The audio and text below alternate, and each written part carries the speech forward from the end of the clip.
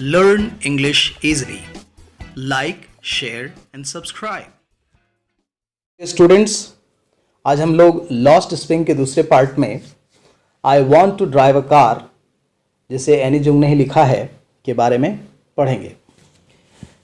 इस कहानी में फिर से एनी जंग ने दो चीज़ों पे जोर डाला है। पहली बात, पीसती हुई गरीबी, और दूसरा बाल श्रम। इन्होंने पहले भाग में भी, जिसमें साहिब आलम था, जिसका टाइटल था समटाइम्स आई फाइंड अ रूपी इन द गार्बेज, कभी कभी कचरे के ढेर में मुझे ₹1 का सिक्का मिल जाता है। इस भाग में मुकेश नाम का एक लड़का है जो रहने वाला है फिरोज़ाबाद का, और उसका एक सपना है कि वह एक कार चलाना चाहता है और वह खुद का मालिक बनना चाहता है, और वह एक मैकेनिक बन के इस सपने को पूरा कर सकता है। उसके बारे में ये कहानी है। आइए हम लोग देखते हैं। आप इसमें पाएंगे कि मैंने कहानी को कुछ पार्ट्स में मैंने डिवाइड कर दिया है, कुछ टाइटल्स दे दिए हैं, सब टाइटल्स दे दिए हैं, ताकि आप इसे बेहतर तरीके से याद रख सकें और सीख सकें। तो इसमें जो कैरेक्टर्स हैं वो है मुकेश, एक यंग बॉय है फ्रॉम फिरोज़ाबाद। फिरोज़ाबाद एक जगह का नाम है भारत में। एनी जंग जो ऑथर हरसेल्फ हैं, खुद हैं। फैमिली ऑफ मुकेश, मुकेश के परिवार में कुछ लोग हैं, जिनमें हिज फादर, उनके पिता, एल्डर ब्रदर, उसका बड़ा भाई, ग्रैंड मदर, उसकी दादी। तो ये कैरेक्टर्स हैं इसमें। इस कहानी का बैकग्राउंड क्या है, भूमिका क्या है कहानी की, कहाँ है यह कहानी घटित हुई है। तो फिरोज़ाबाद जो कि एक बहुत ही फेमस स्थान है चूड़ियों के लिए। Firozabad is famous for its bangles. क्यों प्रसिद्ध है फिरोज़ाबाद? चूड़ियों के लिए। Every other family in Firozabad is engaged in making bangles. Firozabad के हर परिवार में लोग संलग्न हैं, लगे हुए हैं चूड़ियाँ बनाने के व्यवसाय में, क्योंकि वहाँ के लोगों को सिर्फ चूड़ियाँ बनाना ही आता है और कुछ नहीं आता। It is the center of India's glass blowing industry, where families have spent generations working around furnaces, welding glass, making bangles for all the women in the land.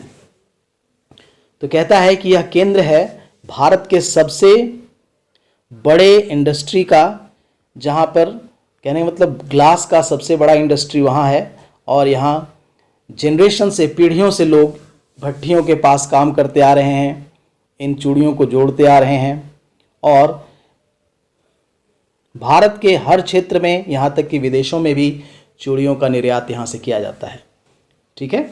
तो Firozabad is famous for its bangles, and every house and every family of Firozabad is engaged in making a bangles, and this is the centre of glass blowing industry.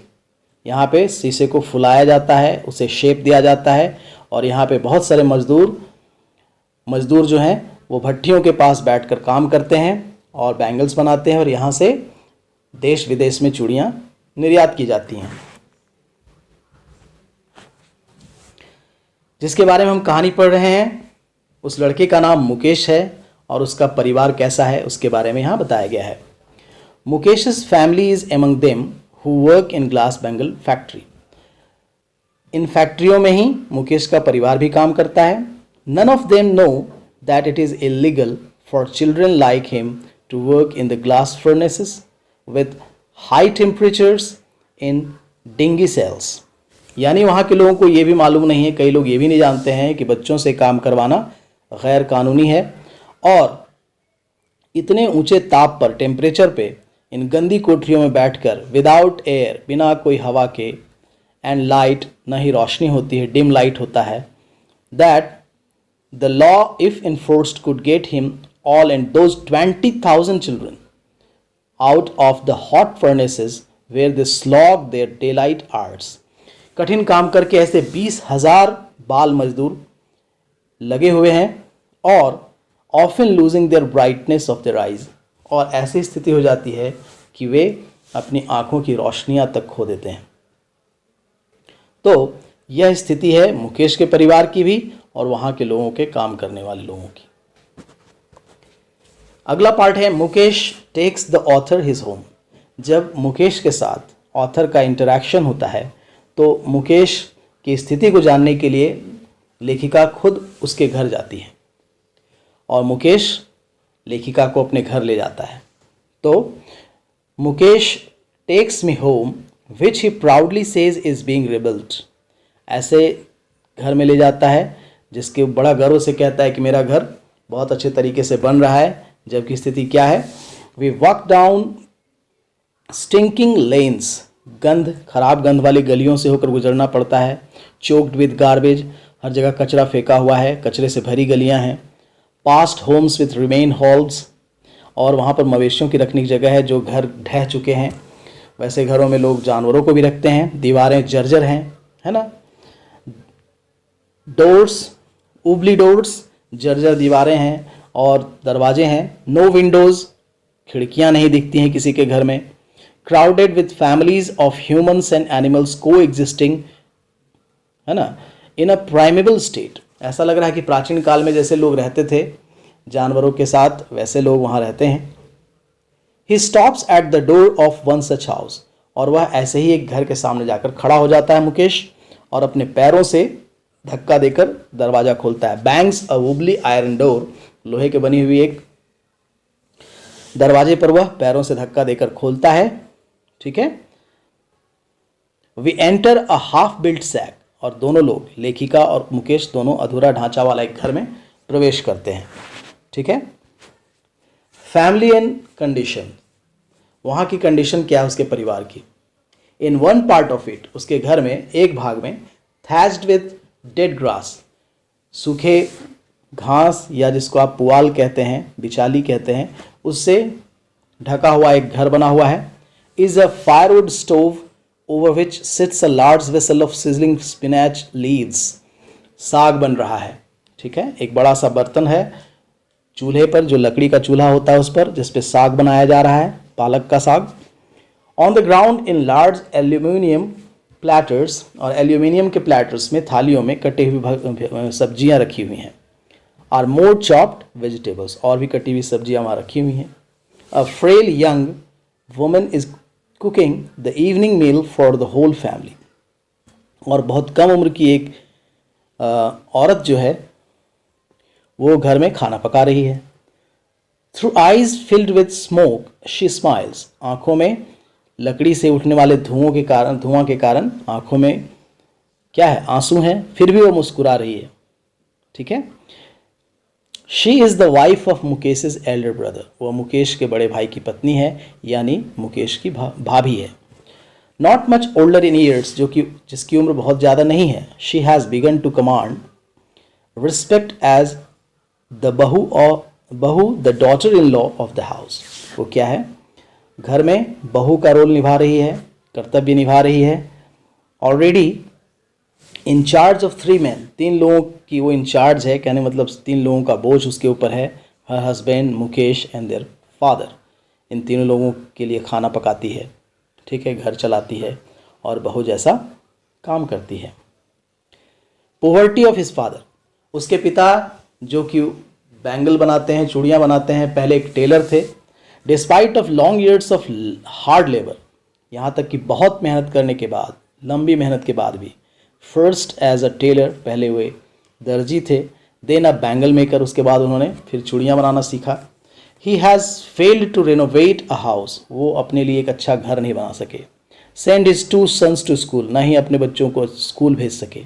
All he has managed to do is teach them what he knows, वह केवल क्या कर पाए, उन लोगों को सिखा पाए जो खुद वो जानते थे। The art of making bangles, यानी चूड़ियाँ बनाना ही सिखा पाए।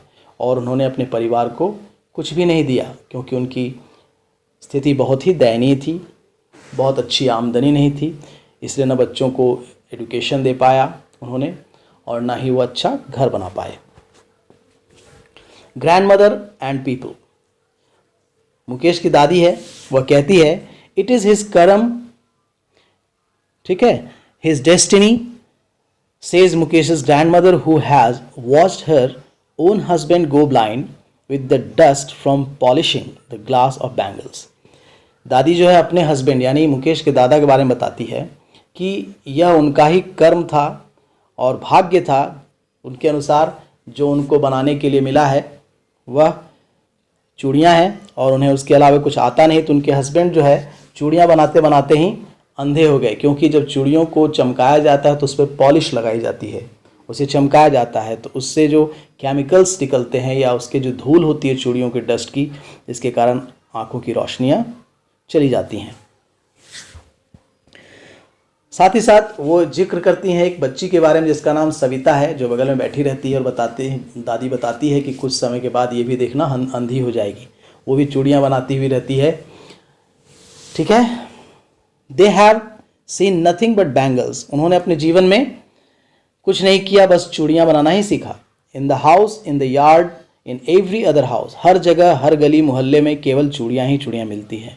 इन फिरोजाबाद स्पाइरल्स ऑफ बैंगल्स, बंधी हुई, सर्पिल आकार में बंधी हुई, sunny gold, paddy green, royal blue, pink, purple, every colour born out of the 7 colours of the rainbow. जैसे हम लोग इंद्रधनुष में 7 रंग देखते हैं, तो इसी प्रकार रंग बिरंगी चूड़ियाँ हर जगह दिखाई पड़ती हैं, ढेर में।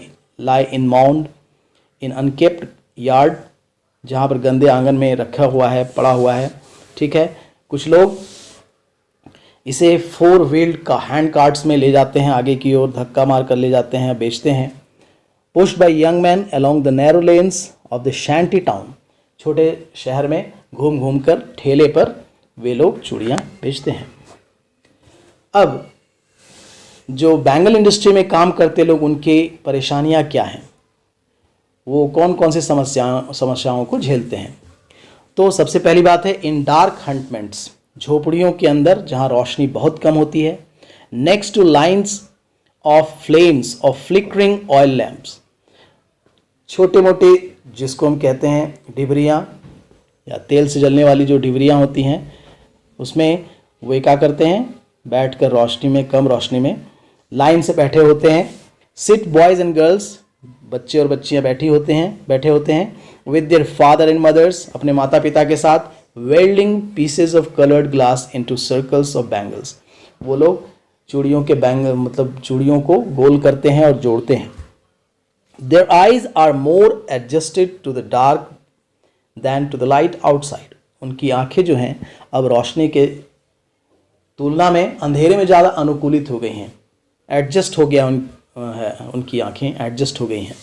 That is why they often end up losing their eyesight, इसलिए उनका अंत कैसा होता है कि वो अपनी आंखों की रोशनी को खो देते हैं। बिफोर दे बिकम एडल्ट, इससे पहले कि वो युवा हो जाएं, उनकी आंखों की रोशनी चली जाती है, कमज़ोर हो जाती है। तो ये वहाँ के मजदूरों की समस्या है। Why Mukesh wants to drive a car, Mukesh आखिर कार क्यों चलाना चाहता है। वह कहता है I want to drive a car, मैं कार चलाना चाहता हूँ, क्योंकि यह उसका सपना है। मुकेश इंसिस्ट, जोर देते हुए कहता है on being his own master, वह खुद का मालिक बनना चाहता है। I will be motor mechanic, I will be a motor mechanic, मैं एक मोटर मैकेनिक बनूंगा। ही अनाउंसेस, वह कहता है। क्यों कहता है, क्योंकि चूड़ियों से आमदनी बहुत अच्छी नहीं होती है। उसका एक सपना है कि वह कार चलाना सीखना चाहता है। तो कैसे संभव है, जब वो मैकेनिक बनेगा तो मैकेनिक बनने के बाद उसे मौका मिलेगा, क्योंकि जो कस्टमर्स आएंगे वो चेक करने के बहाने वह उसको चलाना सीखेगा, है ना। He knows that bangle making has no profit, जैसा कि पहले बताया मैंने कि बैंगल मेकिंग में बहुत ज़्यादा फ़ायदा नहीं है, क्योंकि वहाँ बहुत कम रेट पर चूड़ियाँ बेची जाती हैं। And he and his family cannot survive in this profession, so he wants to be mechanic which will fulfill his dream of driving a car and being his own master. और इसी कारण वह चाहता है कि चूँकि उसका परिवार इस प्रोफेशन में सर्वाइव नहीं कर सकता है, अपनी जीवन यापन नहीं चला सकता है, इसलिए वह मैकेनिक बनकर एक दूसरा प्रोफेशन सीखना चाहता है, और वह अपने सपने को भी पूरा कर पाएगा अगर वह मैकेनिक बनता है, और साथ ही साथ वह खुद का मालिक भी बन पाएगा। प्रॉब्लम्स किल्ड द ड्रीम्स, वहाँ के लोगों के सपने मर चुके हैं। कैसे? The cry of not having money to do anything except carry on the business of making bangles, क्योंकि उनके पास और किसी चीज़ का ज्ञान है ही नहीं। उन्हें लगता है कि भगवान ने सिर्फ उन्हें चूड़ियाँ बनाने के लिए ही पैदा किया है। Not even enough to eat, उनके पास ना तो खाने के लिए अच्छा है, रिंग्स इन एवरी होम, और उनके पास केवल चूड़ियाँ ही घर द्वार में आसपास पड़ी हुई दिखाई पड़ती हैं। The young man echo the lament of their elders, वहाँ के जो युवा हैं वो रोते दुख में दिखाई पड़ते हैं, दुख में रोते हुए दिखाई पड़ते हैं। Little has moved with time, कुछ ही परिवर्तन आया है अभी तक वहाँ पर फिरोज़ाबाद में। इट सीम्स इन फिरोज़ाबाद, यानी फिरोज़ाबाद में परिवर्तन बहुत ज़्यादा नहीं हुआ है। ठीक है। Years of mind-numbing toil have killed all initiative and the ability to dream. और लंबे थकाने वाली इस मेहनत के बाद उनके दिमाग सुन्न पड़ जाते हैं और यहाँ तक कि वो सपना देखने के बारे में सोच भी नहीं पाते हैं। आगे की ज़िंदगी कैसी होगी इसके बारे में कल्पना तक भी नहीं कर पाते हैं। तो वहाँ के बच्चों के सपने मर चुके हैं। They have not even the facilities of education, they cannot go to school, they have not enough to eat, उनके पास खाने पीने की चीज़ें नहीं हैं, बेसिक फैसिलिटीज़ नहीं हैं, जैसा कि साहिब के साथ भी हम लोगों ने देखा। वहाँ के लोगों की मुख्य समस्या क्या है, माता पिता की क्या समस्या, आखिर वे क्या कर नहीं पाते हैं, क्योंकि वहाँ अच्छा मार्केट नहीं है, no good market, no help from government, सरकार से उन्हें मदद नहीं मिलती है। Hold up by the police, जबरन पुलिस उन्हें खींच कर ले जाती है। Beaten and drag to jail for doing something illegal like child labour, चूँकि उनसे चाइल्ड लेबर करवाते हैं गार्जियन तो उन्हें पुलिस जाकर बंद कर देती है, ले जाकर बंद कर देती है जेल में। तो ये भी उनके लिए बहुत बड़ी समस्या है। They are surrounded with a vicious circle of the sahukars, वे कुचक्र में फंसे हुए हैं जहाँ सेठ साहूकार से वो कर्ज लेते हैं। मिडिल मैन, बीच में दलाली करते हैं लोग, दलाल होते हैं जो उनसे बहुत कम दामों पर चूड़ियाँ खरीद कर अधिक दामों पर लोग बेचते हैं। The police man, the keepers of law, यहाँ तक कि पुलिस, कीपर्स ऑफ लॉ मतलब जो कानून के रखवाले हैं। द ब्यूरोक्रेट्स, नौकरशाह, एंड द पॉलिटिशियंस, और राजनीतिक लोग, नेता, ये सब कोई इनकी मदद नहीं करते बल्कि इनके जीवन की समस्याओं को और बढ़ा देते हैं। तो आपने देखा कि किस प्रकार फिरोज़ाबाद के लोग इस प्रकार की समस्याओं में जकड़े हुए हैं। वहाँ के बच्चे जो हैं वो बाल मजदूरी के शिकार हैं। 20,000 मजदूर ऐसे बड़े फैक्ट्रियों में काम करते हैं, अंधेरी झोपड़ियों में बैठते हैं, अपनी आंखों की रोशनियाँ गंवा बैठते हैं। तो इस तरीके से आप इस चैप्टर को समझ सकते हैं। इस चैप्टर के कुछ इंपॉर्टेंट क्वेश्चंस हैं जिसे आप देख लें।